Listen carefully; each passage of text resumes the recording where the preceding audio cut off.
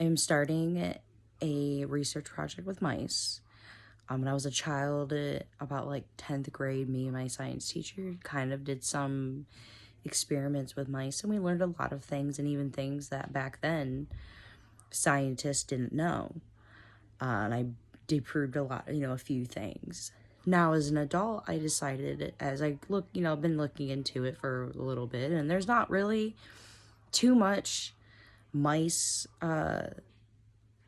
research that's like been posted on the internet, and a lot of research has been contradicting each other with it. So I decided to do my own experiment. Now, I live out in the country, and it's around that time of year where mice start to come inside because it gets cold and easier food supply. And so we have mice. And I, at this moment, successfully captured one because I have a filing cabinet that it's been a while since I went to go open it, and there was a nest right there. And it had about, like, I would say between 10 to 12 mice in it. Now, one of them, which was the, smallest one, was the last one to get out of the nest when I lifted it, because I did pick it up in hopes that they would stay in there so I could put them in my big giant enclosure that I have for the mice that I've used for other things in the past. And this one did jumping out the last minute. And now research stated that mice will follow their nest, or if you move it somewhere else, they will eventually find it because of their great sense of smell and the fact that they know their own marking and urine smell.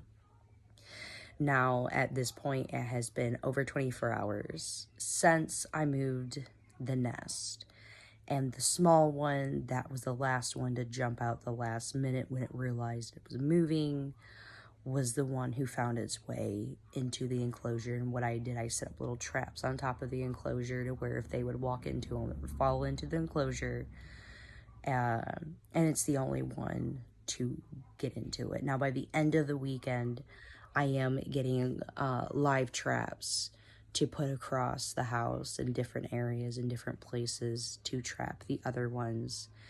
And especially in the area where I found the nest at, because I have noticed that they are going back to the filing cabinet. They've even gotten into my files, shredded paperwork, trying to make another nest. So instead of just going to the nest that was moved specifically for them to have another place, they continued, to use the filing cabinet of that. At this point, I've disturbed it enough and often enough that they have left it alone. So by the end of the weekend, I'll be using live traps to trap the rest of them, because the smallest one, I would say is about, roughly, I would say about like between 3 to 6 weeks old. It has its eyes open, but it's still rather small, and it's extremely attached to that nest, while the other ones kind of just did their own thing. Now, on day one of taming process, because my experiment is mainly on taming process with wild mice, because there's been a few studies. A lot of scientists say that wild mice are not tameable, not like pet mice, while people have tamed wild mice and stated that they are better pets than the domesticated mice. And so with this experiment, I'm starting off with wild mice, to where I'm doing the taming process, going through taming them, clicker training them, because I'm going to see how much they're able to do. And then I'm going to get pet mice and do the same process everything I did with the wild mice, I am going to do with the pet mice, and see what the difference of everything of all ages as well, because I understand that with me having a baby, it will probably be easier to tame that mouse than it would be if there was an adult. Now, there is an adult that I have seen. I'm guessing he's a male because he's pretty big, is my guess. And I'm in hopes to be able to catch him, because he would be the hardest one to tame. He's not like aggressive to where he's tried to bite me, but he has on surprise of opening my drawer that has clothes in it, and he was inside, and he would jump, like lunge at me, and then use me to bounce off to go to get away for his escape. He has, while I'll be sitting somewhere, he has like run out, see that I'm right there, and then run somewhere and hit his tail or feet against something to sound scary for vibrations. So he would be a harder one to tame. So I am hoping to get him. I'm also going to be going on to see that there's like the one major research that I've been able to find was the 25 mice experiments that this guy did, and they all failed. He was doing on like basically making a utopia for mice and giving them a limited amount of food and water, and basically making it to where all their needs were met.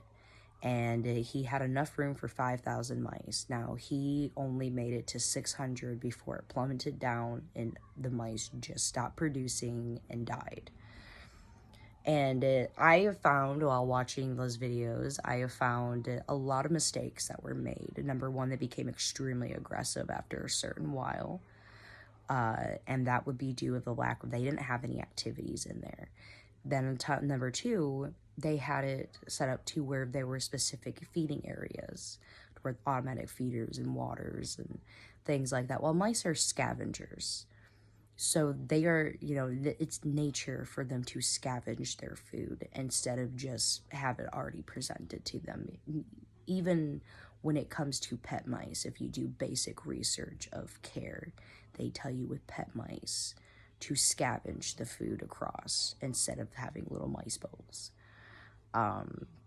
So like at the moment, that's how I feed, is I scatter the food across. And when I notice there's one spot where I'll kind of mound a little bit more food, but for the most part, I just scatter it around. And then I have a container, like a natural rock thing that I put water in as like a spring or something, or like a water hole for them that will be more on the natural side. Now I'm not going to keep it as natural as possible. I'm going to see if I can modernize to these mice by taming them, but also keep the basic needs that a mouse would need, like scavenging for their food, because even a pet mouse you would do that for. But they also didn't have activities. Even wild mice, just like pet mice, need entertainment. And even in history of humans, back in the ancient Romans, what did they do for entertainment? They fought. They killed each other just for the pure entertainment, and they loved it. Mice are the same way. Rats are animals are the same way. If they get bored, they will become aggressive towards each other. That will happen. And that is the biggest things that I've noticed with these failures of these experiments that last they last a good few years, but after those few years to where it really hits is when they become aggressive, and once they become aggressive is when everything goes downhill. And so my research is to prove that they need entertainment, they need their basic nature instincts for them to be able to have a huge colony and be able to live together. I'm also going to compare, wild mice with the pet mice. I'm also going to get mice from breeders and then mice from pet stores, and kind of see how the difference is with all of them. And then also have like play moments to where I introduce them to see how they react, who's more accepting of the other mouse, of pets, things like that, seeing if they can see the difference between the other mice and see what their body behavior and the way they communicate go back and forth. I've also been really interested, as there was a study that shows that mice who have a human interaction, their features start to change. So I'm really interested to see that happen, as like the color, like the different patterns of mice, of like they've been said is a mutation. And it's also something that just happened just for being involved with humans. They've even stated that there has been mice and rats who started getting patches on them just for being around humans, not even just being interacted with, just being around them. And now there is the basic colors, of the mice, but I'm curious to see if patterns start to appear over the years of me having them, and seeing how they, colonize and, live as, their life. Obviously I'm going to allow them to breed and things like that. So I'm curious to see, just for me interacting with them, because I am also going to interact with them more than what the other experiments have done. The ones that have failed, there was little to no human interaction from what I could tell. Maybe every once in a while they did human interaction to clean their cages, but there wasn't really a human interaction. While I'm actually going through the process of taming them, teaching them things, I'm even going to try to potty train them, because I found these like little mice, cat, like they're kind of like cat litter boxes that has the tops, but for mice. So I'm going to try to see with the clicker training if I can potty train them. Now on day 1, early in the morning, the mouse came out. Sorry. The mouse came out of the nest because it is strictly using the nest over the other hidey holes that I got. And when it came out, it's never from the beginning was it like extremely skittish. It's not like from the side of me it runs, or if I move it runs. It stay kind of caution, but ears aren't back. It doesn't look. It just kind of like caution of like, And I've been every time it eats something, drinks, I use a clicker. And I click it for the reward. And I've been doing, and this is the first process that I'm going through before taming, is I'm going to get them clicker trained to where when they do something good, they get a clicker treat, Now with eating and drinking, it is mainly to get them used to the clicker sound. So then when I first do it, they're not like freaked out and scared. They're used to hearing it. It's a, something, and it's already used to a positive behavior. So then when it comes to, I will take, I'm not going to be using my hands at first. I'm going to be using like tweezers or, things like that, to where I put the food or the treat at the end of it. And I'll hang it over. And when they come up and right before they take a bite, I'll do the clicker. This will help the taming process, because then they will click in their head, and they'll get it in their head that this person gives me food. And they get a dopamine rush with the clicker, because the clicker will rewire their brain to where every time they get something they want, they get the clicker sound note. They'll learn from the clicker sound that they're going to get something they want, to where I can reprogram the brain to where they're going to want to come to my hand. They're going to want to interact. And then after, that becomes a thing to where they come up with ease, is when I'll place my hand in. And after that, I'll use the clicker for that. And once it gets to a point to where I have some type of relationship with the mice, then I'm going to do like the other type of training and cool things I can get the mice to do. Just that part's just for fun. But this morning, it actually didn't go pretty bad. It went a lot better for being day 1 and just being captured over the night, because I trapped it in the middle of the night, and in the morning it came out. But it came up to the treat, and then eventually I did put the treat down, because it wasn't eating from it, which is, I didn't even expect it to come and sniff the treat, to be honest. And it didn't run for me or anything with movement. It backed up, and with its caution ears of like, I don't know what you're gonna do, but it didn't run, didn't hide. So that is a good sign. And that is probably, I would say it was only a couple hours that was captured before I started messing with it, before I woke up in the morning and went, hey, there's a mouse in my cage. So that's already pretty good. So just now, I would also be guessing for the fact that it's lonely. It doesn't have any of its family, and they all kind of just left it. And so, as it seems, so over the weekend, I'm gonna get those other traps, because I don't think they're going to go in there. Now I'm keeping my traps up until I can get the live traps to where I can actually trap them and put them in the cage. And it also, this experiment also helps keep the mice from destroying my house too during, you know, the colder months. So that's also a huge plus in this experiment, is that they're in a cage, not destroying my house.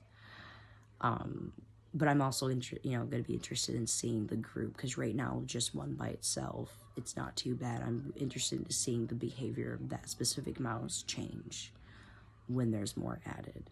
Now, my plan originally was just to capture a second mouse, close off where I have it at to make sure 100%, because right now the mouse isn't able to get out.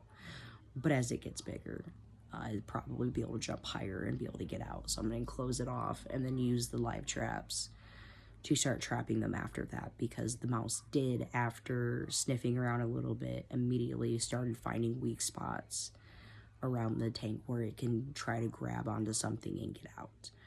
Now, luckily, it wasn't able to do it, and it doesn't do it very long. It did it for a very short period of time, went back to going through little tunnels that I put in there. I got a wooden hideaway thing, little log tunnel, that it likes to run through as well. It doesn't like to stay in there for long because it ends up going back into its hidey hole. So that is what I have so far. I am going to do videos every time anything significant happens, or I'm probably going to do it once a day. So I might like catch up like tonight as it's getting darker outside. It's almost to the time where the mouse is going to come out, and to where I can start doing more of my research with it, because I'm not going to disturb its sleep cycle, as that's going to prevent the bonding, the trust factor for me to see how, where this can go. I don't want it. I want it to look at, to be able to trust me and bond with me, and waking it up is not going to make that happen. It's going to make it dislike me. So I've been waiting patiently for it to finally wake up, and it's almost to the time. So I'm probably going to be doing the updates from tonight to the next video the morning after, or I might, so on. I might only post once a day. I may not post once a day. It depends on how much I'm able to gather. But this is going to be a very long process that I'm going through, and I just wanted to introduce people to my research. I also have a blog that's through an app that I'm doing. If anyone's interested in reading the blog, I sometimes put a picture in. The blog only allows one picture per blog, which kind of sucks. I haven't gotten a picture of the mouse yet, as, it's still rather new, and I didn't really mess with it too much earlier. Didn't really want to, stress it out too much, just kind of want to see where it was at, with it being a baby and by itself, and it's, had its whole life with so many other mice. So kind of every time, any chance that it comes out, I want to try to give it that social factor, since it's by itself, and I don't want it to become depressed. Mice can become depressed without a partner, without a companion, and they'll stop eating and drinking. Now it's been eating and drinking so far when it was out. So I'm also going to keep my eye on that, and I hope that another mouse tonight gets caught in the trap to where it has a companion, so then I don't have to worry about that, because that will kind of make things a little bit difficult if something happens to this one before I catch any more. But yeah, so that's what my project is, and hopefully, hopefully it's successful, and hopefully people enjoy it and follow along for however long that I do it. It's probably going to be a while, though, because it takes a lot of years for research.